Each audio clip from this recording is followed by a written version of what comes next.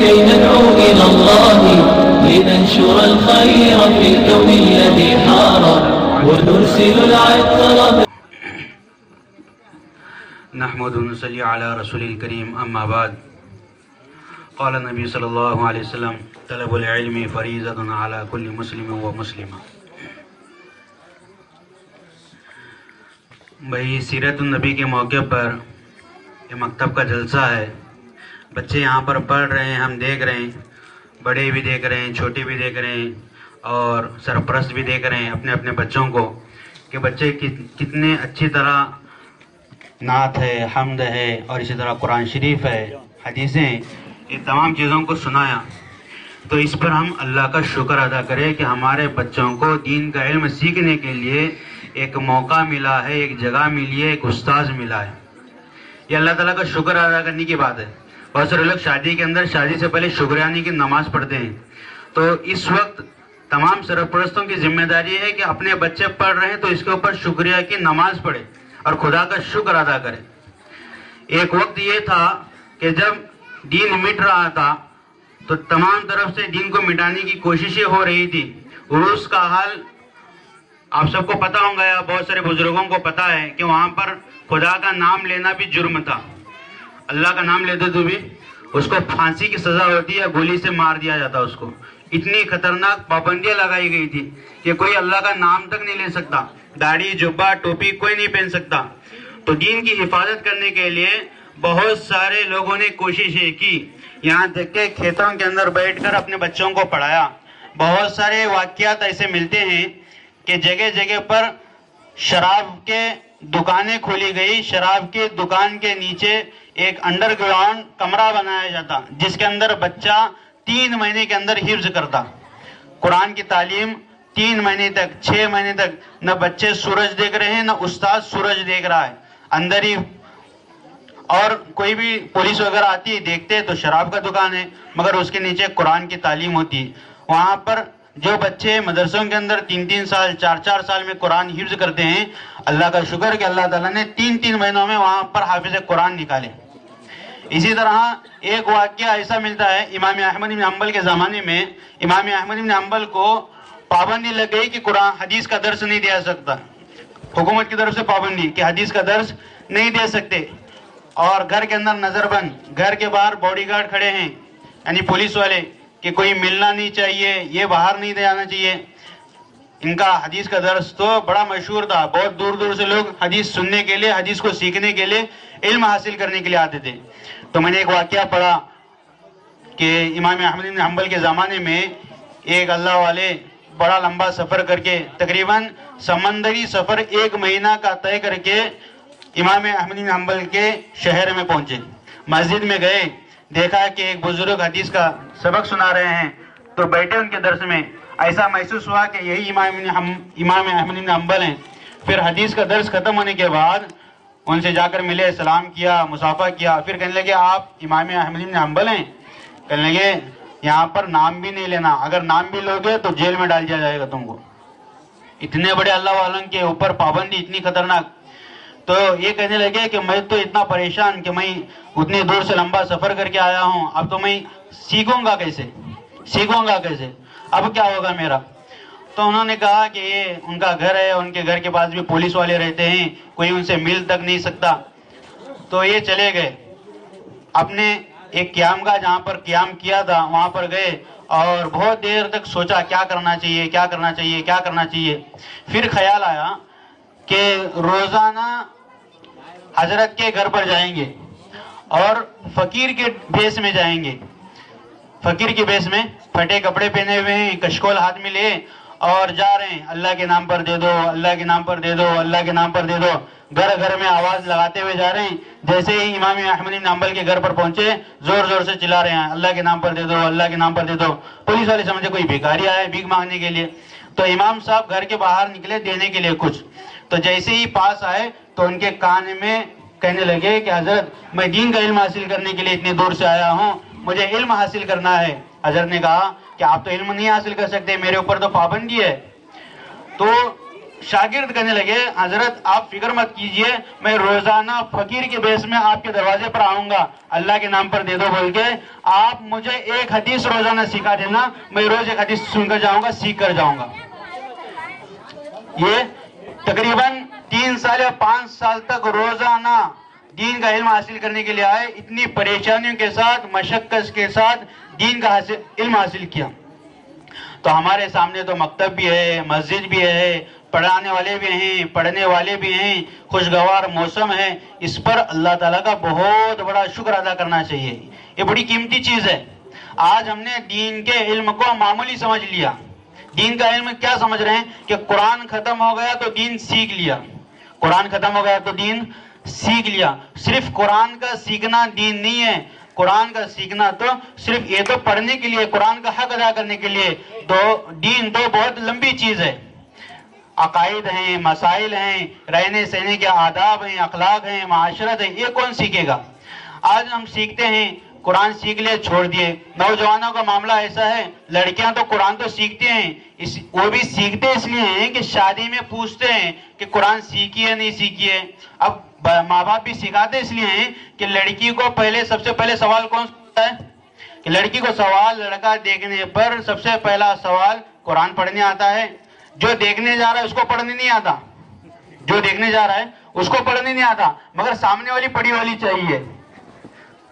कोशिश ये करना है कि हम पढ़े, और लड़कियों का मिजाज ये होना चाहिए कि लड़की ये कहे कि कुरान पढ़ने वाला हो तो मुझसे बात कर, तू कुरान पढ़ा है, तूने सीखा है दीन का इल्म। जो नमाज नहीं पढ़ रहा है, जो कुरान नहीं पढ़ रहा है, वो जाकर लड़की को सवाल करता है कि कुरान पढ़ी है, नमाज पढ़ने आता है, हदीस पढ़ने आता है, उर्दू पढ़ने आता है, और अपनी डिग्री तो बोलेंगे तो 5वीं पास, मकतब गया था नहीं गया था, कुरान जरा पढ़ रहा था छोड़ दिया, जरा जरा आते 1-2 सूरतें आती, इतनी डिग्री हमारी, और सामने वाले की डिग्री फुल चाहिए। तो भाइयों, ये हमारी कमी कोताही है, हम इसको समझते नहीं है। हम क्या समझ रहे हैं, और ये तो दीन के मामले में तो है ही गिरे हुए हैं, दुनिया के मामले में भी गिरे हुए हैं। न दुनिया की तालीम सही से है, न दीन की तालीम सही से है, इधर भी अर्धावट, उधर भी अर्धावट। करेंगे तो क्या करेंगे? कुछ काम आएगा नहीं, कुछ पल्ले पड़ेगा नहीं, आगे भी कुछ कर नहीं सकते। वही करना है, हेल्पर नौकरी करेंगे, क्या करेंगे, बुट्टी डालेंगे, क्या करेंगे, किसी के नीचे हाथ काम करेंगे। क्यों कर रहा है भाई? तूने सीखा ही नहीं तो क्या करेगा आगे? दुनियावी तालीम के अंदर हमारे नौजवान बच्चे जो हैं, 5वीं बहुत मुश्किल से 7वीं पास हो गया तो बहुत बड़ा हुआ, तो 8वीं सीखा तो बहुत हुआ नहीं, उसके बाद खलास, स्कूल भी जाता नहीं। और लड़कियां बेचारे इसलिए जाती हैं कि करना तो क्या है, पढ़ते रहो पढ़ते रहो पढ़ते रहो, बेटे डिग्रियां ले ली हैं। मगर यहाँ पर लड़कों की तादाद हमारी कम होती जा रही है, लड़कियों की तादाद पढ़ाई के अंदर बढ़ते जा रही है। पढ़ना है दोनों को, लड़कों को भी पढ़ना है, लड़कियों को पढ़ना है, मगर दीन के इल्म के साथ।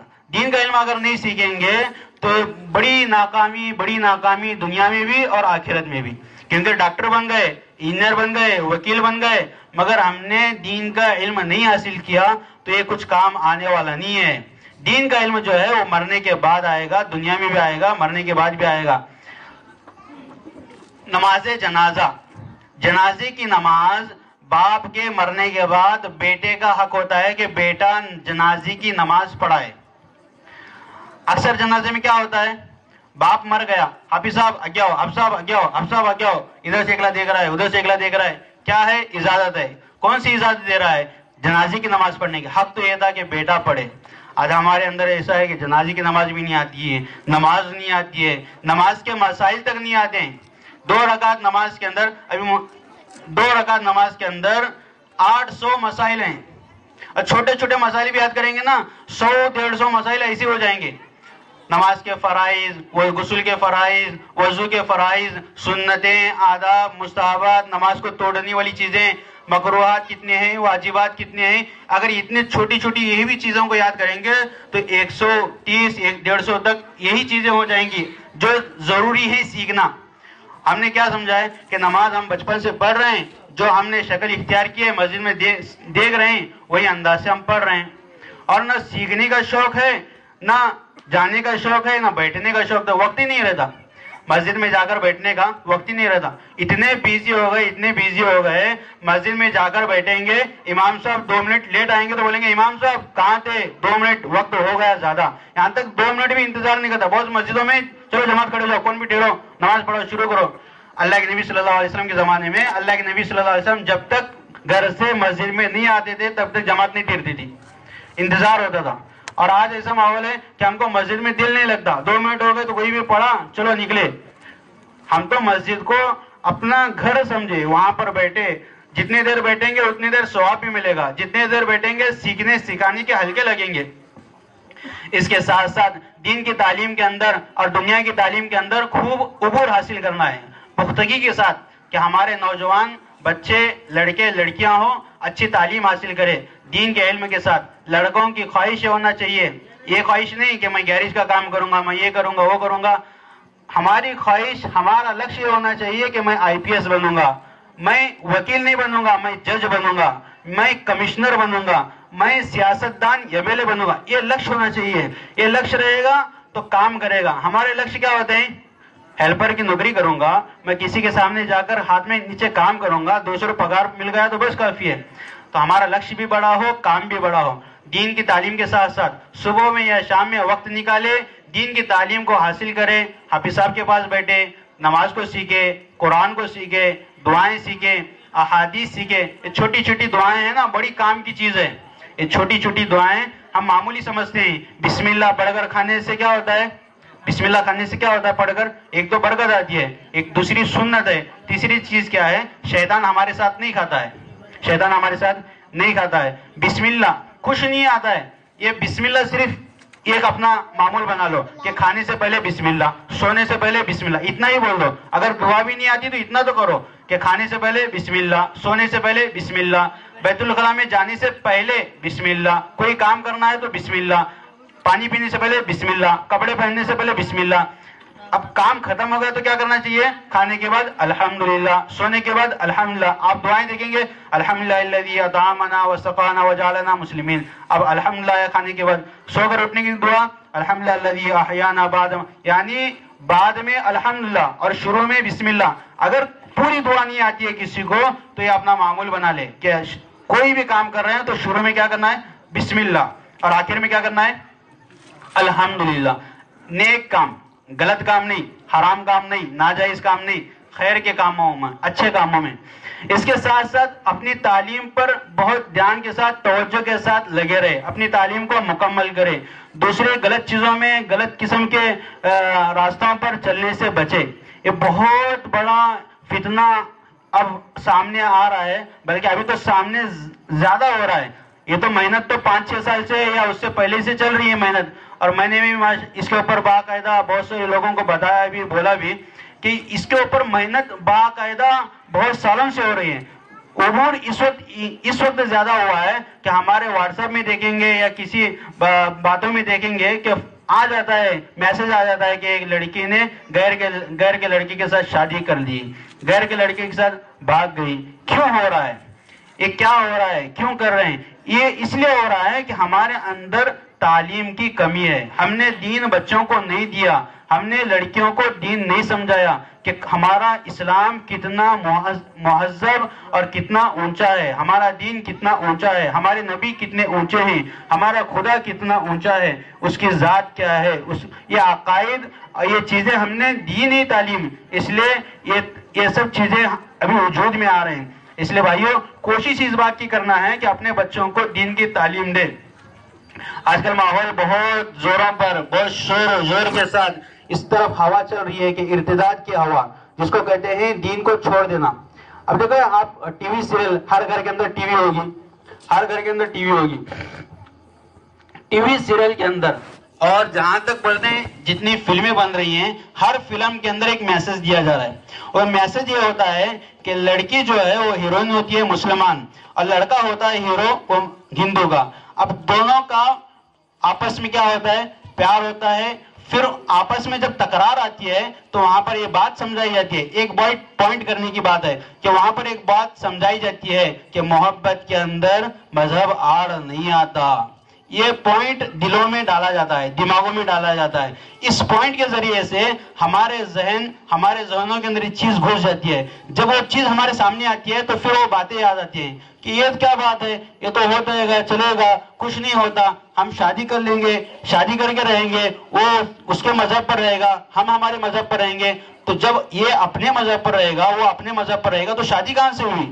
کیونکہ اللہ تعالیٰ نے قرآن میں صاف منع کیا کہ مشرکین سے شادی نہیں ہو سکتی. مشرکین سے شادی ہو ہی نہیں سکتی جب تک کہ وہ اسلام قبول نہ کرے.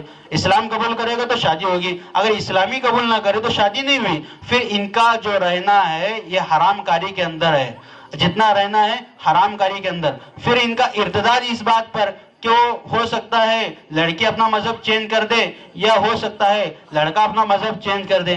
زیادہ تر تو ہماری لڑکیاں ہی چینج کرتی ہیں. کیوں؟ اس لیے کہ وہاں پر دوسرا راستہ ہی آپشن ہی نہیں ہوتا. ایک معاملہ میرے سامنے 15-20 دن پہلے آیا.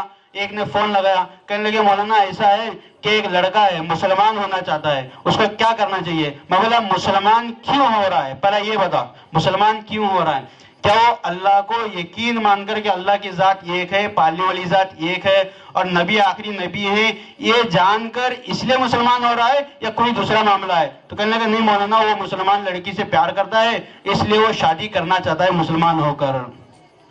میں بولا بھائی اگر وہ مسلمان لڑکی کی وجہ سے ہو رہا ہے تو ہو سکتا ہے 6 مہینے کے بعد یا 8 مہینے کے بعد وہ کہے کہ مجھے تو نہیں چاہیے، میں میرا مذہب پہ رہنے والا، تجھے رہنا ہے تو میرے مذہب میں آ، نہیں تو اپنے گھر چلے جا.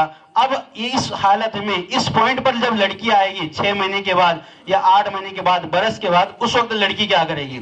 لڑکی کرے گی اپنا دین چھوڑ کر واپس اس کے ساتھ رہنے کے لیے اپنا دین چھوڑ کر اس کے ساتھ ہو جائے گی، یا ہو سکتا ہے دونوں کے اندر کیا ہو جائے، طلاق ہو جائے یا کھلا ہو جائے، رشتہ ٹوٹ جائے. اب ٹوٹنے کے بعد یہ لڑکی ماں باپ کے گھر آ بھی نہیں سکتی. ماں باپ کہیں گے ہم کو کیا منہ دکھانے آ رہی ہو تو. اب وہ لڑکی ماں باپ کے پاس آ بھی نہیں سکتی. ماں کو منہ چھپانے کے لیے ماں باپ بہت سارے ہوتے ہیں لے لیتے ہیں، بہت سارے ہی نہیں لیتے. اب وہ لڑکی غلط راستے کی طرف چل جاتی ہے. تو یہ پوائنٹ ہے جہاں پر ہم سمجھتے نہیں ہیں. باقاعدہ ہم نے کوشش نہیں کی، ہم نے تعلیم نہیں دی. باقاعدہ کالجوں کے اندر، اسکولوں کے اندر اور اسی طرح جہاں بھی چلتے پھرتے یہ پوری منظم سازش کے تحت یہ تمام چیزوں کو انجام دیا جا رہا ہے. یہاں تک کہ پیپروں کے اندر، نیوز کے اندر اور اسی طرح ویڈیو بنا کر چھوڑ رہے ہیں کہ ہم اتنی لڑکیوں کو غیر مسلم بنائیں گے، ہم اتنی لڑکیوں کو اپنی بہو بنائیں گے. اور یہ کر رہے ہیں تقریباً پونا بولو، بمبئی بولو، ناسک، مہاراشٹر کا علاقہ، کرناٹک کا علاقہ اور اسی طرح دلی، تقریباً دلی کے اندر رمضان کی عید سے بقرعید کی عید تک 500 واقعات ایسے ہوئے کہ مسلمان لڑکیاں غیروں کے ساتھ شادی رچائی ہے. 500 واقعات صرف 3-4 مہینے کے اندر. یہ وہاں کی نیوز میں آ رہا ہے، اس لیے ہم کو پتا چل رہا ہے. ہمارے ادھر کتنا ماحول خراب ہے. اگر ہم چلیں گے پھریں گے تو ہم کو پتا چلے گا کہ ہماری لڑکی تو پردے کے ساتھ جا رہی ہے، مگر پردے کے ساتھ جانے کے بعد کالج میں کیا ہوتا ہے، کالج میں جانے کے بعد کس لڑکے سے مل رہی ہے، کس سے دوستی کی جا رہی ہے اور کس سے تعلقات بنائے جا رہے ہیں. یہ پوری سازش کے تحت ایک غیر مسلم لڑکیاں مسلمان لڑکی سے دوستی کر رہی ہیں، پھر ان کا تعلق دوسروں سے جوڑ رہی ہیں. یہ تمام چیزیں ہیں. ان تمام کو سوچنا، سمجھنا، اپنے بچوں پر نگاہ رکھنا. موبائل ایک فتنہ، سب سے بڑا فتنہ. آج جتنے ویڈیو دیکھ رہے ہیں، جتنے جو چیزیں ہو رہی ہیں سب موبائل کی وجہ سے ہو رہے ہیں. تو اگر ہمارے بچے کالج پڑھ رہے ہیں، ڈگریاں پڑھ رہی ہیں، تو موبائل اس وقت تک ان کے پاس رہے جب تک کام ہے. کام مطلب کیا؟ اسٹڈی کرنا ہے. اب کون سی اسٹڈی کرنا ہے؟ اسٹڈی کرنے کے لیے لیپ ٹاپ دے کر یا تو اسے باہر ہال میں بٹھاؤ، موبائل لے کر اس کو ہال میں بٹھاؤ، کیونکہ یہاں پر بیٹھ کر اسٹڈی کرنا ہے. اسٹڈی کے بعد اس کا موبائل اس کے پاس سے لے لو. کیوں؟ اس لیے کہ اس کے ذریعے سے فتنہ وجود میں آتا ہے. تو ہمارے بچوں پر نگرانی ہو، ان کو دین کی تعلیم. دیکھو بالغ لڑکیاں ہیں اور مستورات بھی ہیں، ان کی دین کی تعلیم کی بہت فکر ہے. ہمارے اکثر مستورات گھر کے کام کرنے والے 10-11 بجے تک گھر کا کام سے فارغ ہو جاتے ہیں، پھر 10 بجے سے 11 بجے سے کوئی کام نہیں رہتا ظہر تک. ظہر کے بعد کھانا وغیرہ ہوتا ہے، پھر ظہر کے بعد بانٹے دھوئے نہیں دھوئے بہت اس کے بعد بھی خالی رہتے ہیں شام تک. شام میں بانٹے دھوتے ہیں، پھر کھانا پکانا شروع ہوتا ہے. تو تقریباً 4 سے 5 گھنٹے خالی اوقات گزرتے ہیں، جس کے اندر اکثر حصہ ٹی وی کے سامنے گزرتا ہے. تو ان اوقات میں کوشش اس بات کی کرنا ہے، چھوٹی چھوٹی کتابیں یا فضائل اعمال یا چھوٹی دین کی کتابیں، دین کی چھوٹی چھوٹی کتابیں، واقعات کی چھوٹی چھوٹی کتابیں ان کے حوالے کرنا کہ آپ صبح میں سے شام تک یہ 10 صفحے آپ کو پڑھنا ہے. اور پڑھنے والا اسی وقت بول سکتا ہے جب خود کو پڑھنے آتا ہے، کیونکہ خود پڑھے گا تو سامنے والوں کو پوچھ سکتا ہے کہ کیا پڑھا تم نے. اگر ہم کو ہی نہیں آتا تو ہم پوچھ بھی نہیں سکتے. تو ان کی تربیت اس بات پر کرنا کہ ایک تو پڑھنے کی ترغیب دو. اگر تعلیم بالغان کہیں چل رہا ہے تو اپنے بچوں کو، لڑکیوں کو، بڑی عورتوں کو ان مکاتب میں بھیجو پڑھنے کے لیے. اور سب سے ضروری چیز ہماری ہفتہ واری تعلیم ہوتی ہے. ہفتہ واری تعلیم کے اندر ہماری ہر گھر کی لڑکی تقریباً 7ویں سے لے کر کالج اور ڈگری پڑھنے والی ہر لڑکی ہفتہ واری تعلیم میں موجود ہونا چاہیے. اپنی ماں کے ساتھ ہفتہ واری تعلیم میں ضرور، کچھ کرے نہ کرے ہفتے میں ایک مرتبہ تعلیم میں ضرور جائے. یہ ہماری نگرانی ہونی چاہیے ضرور. اور اس کے ساتھ ساتھ دوسری چیز، غیروں کے ساتھ اگر ہم نے ہماری لڑکیاں، غیر کی لڑکیاں اگر سہیلیاں ہیں تو ان سے دوستی کٹ کراؤ. پہلے سب سے پہلے کٹ کراؤ ان کی دوستی. پھر دین کی تعلیم پر توجہ دو، ان کی نگرانی کرو، کیونکہ یہ ہمارا سرمایہ ہے. اگر یہ سرمایہ ختم ہو جائے گا پھر ہمارے اندر دین باقی نہیں رہے گا، ہمارے بچوں کے اندر دین باقی نہیں رہے گا. کہتے ہیں نہیں، ماں کی گود پہلا مدرسہ ہے. ماں کی گود پہلا مدرسہ ہے. اگر ماں ہی بگڑ جائے تو پھر آگے کیا بچے پڑھیں گے، کیا بچے بنیں گے؟ کون جنید بغدادی بنے گا، کون قطب الدین بختیار کاکی بنے گا، کون خواجہ معین الدین اجمیری بنے گا، کون نظام الدین اولیاء بنے گا؟ یہ جتنے بنے ہیں اللہ والے سب ماں کی دولت سے بنے ہیں، باپ کی دولت سے نہیں، ماں کی تربیت سے بنے ہیں. حضرت قطب الدین بختیار کاکی رحمۃ اللہ علیہ اپنی زندگی بھر آسمان سے اللہ تعالیٰ دسترخوان اترتا رہا، کس کی برکت سے؟ ماں نے سکھایا. نظام الدین اولیاء ماں نے سکھایا. خواجہ معین الدین اجمیری ماں نے سکھایا. خواجہ فرید الدین شکرگنج رحمۃ اللہ علیہ، ان کی ماں کی دعاؤں کا صدقہ. یہ ماں کی تربیت ہے. باپ بھی نگرانی کرے، ماں بھی نگرانی کرے. زیادہ تر تو باپ باہر ہی رہتے ہیں، مگر صبح میں شام میں پابندی کے ساتھ اپنے بچوں کی نگرانی، پوچھ تاچھ، صبح سے شام تک کیا کیا کیے، کہاں گئے، کس سے ملے، اور کتنی پڑھائی ہوئی، کتنا ہوم ورک ہوا، ان چیزوں پر بھی دھیان رہنا چاہیے. صبح میں اٹھیں گے نماز کو تو بچوں کو بھی اٹھاؤ کہ آپ بھی سب نماز پڑھیں گے. نماز پڑھنے کے بعد ذکر کریں گے، تلاوت کریں گے. روزانہ کم سے کم ہماری لڑکی، ہر پڑھنے والی جس کو قرآن آتا ہے، کم سے کم ایک پاؤ پارا تو قرآن پڑھے. پاؤ پارا 4 دن میں ایک پارا ختم ہوتا ہے، تو پاؤ پارا کم سے کم ہمارا قرآن شریف پڑھے، کیونکہ قرآن کی برکتیں ہوتی ہے، نورانیت ہوتی ہے. اور اسی طرح نماز کی پابندی پر ڈالیں گے تو اللہ تعالیٰ کہتے ہیں نماز برائیوں سے روکتی ہے. نماز اگر ہم نہیں پڑھیں گے، ہم تو یہاں پر دکھنے تو ہے، برقعے میں ہے، اسکارف میں ہے، سب کچھ ہے، مگر نماز نہیں ہے، ہمارے اندر دین نہیں ہے، تو یہ برقع بھی کچھ کام نہیں آئے گا، اسکارف بھی کچھ کام نہیں آئے گا. اس لیے کوشش اس بات کی کرے کہ ہمارے نوجوان بچوں کی بھی تربیت کرے. جو پڑھ رہے ہیں ان کو خوب پڑھائے. دیکھو نوجوان اگر لڑکے ہمارے 7ویں 8ویں میں 10ویں میں ہیں تو آگے پڑھانے کی نیت بھی کرے، اس کے ساتھ ساتھ دین کا علم بھی سکھائے. دین کا علم مطلب کیا ہے؟ صرف قرآن کا اتنا ہی نہیں، بلکہ 1 گھنٹہ تعلیم بالغان. اس بالغان کے اندر کیا ہونا چاہیے؟ فرائض ہیں، واجبات ہیں، اور اسی طرح عقائد ہیں، مسائل ہیں. ان چیزوں کو سیکھنا ضروری ہے. اور اسی طرح ہماری لڑکیاں جو ہیں وہ ہفتے میں ایک مرتبہ تعلیم میں جائے ہفتہ واری، اور اسی طرح روزانہ 5 وقت کی نماز پڑھے، روزانہ پاؤ پرا قرآن شریف پڑھے، صبح شام کی تسبیحات کرے، اور ان کو اللہ اور اس کے رسول کا خوف دلائے، دلوں میں ان کے اللہ اور اس کے رسول کی محبت آئے، تاکہ اپنے دین پر، ایمان پر باقی رہے. تو بھائی سب باری ارادہ کرتے ہیں اللہ تعالیٰ کا نشان عمل کی توفیق عطا فرمائے.